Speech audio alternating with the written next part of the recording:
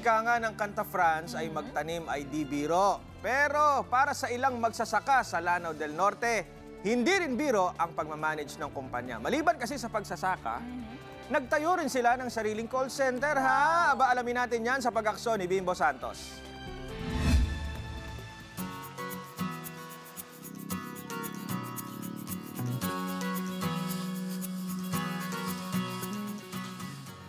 Ang maliit na bayan ng Kapatagan ang isa marahil sa mga huling lugar na pagtatayuan ng outsourcing company sa bansa.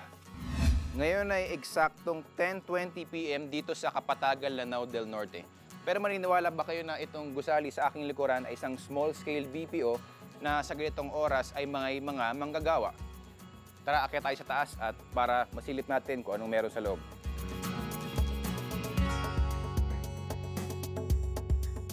So ito actually ay isang small-scale BPO na natagpuan sa gitna ng Kapatagan sa Lanao del Norte. Ang may-ari ng ilan sa mga ito, isa rin magkasaka.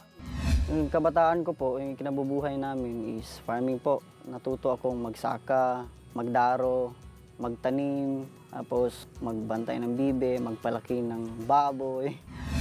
Ngayon may 21 full-time na empleyado at 44 na part-time employees na ang startup outsourcing company ni Nelin. Ang sahod ng mga empleyado, nasa 8,000 hanggang 50,000 piso kada buwan, depende sa trabaho.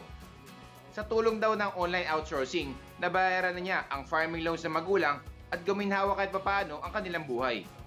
Tulad din ni Lynn, isa rin sa dumaraming online entrepreneur sa Kapatagan, si Randy.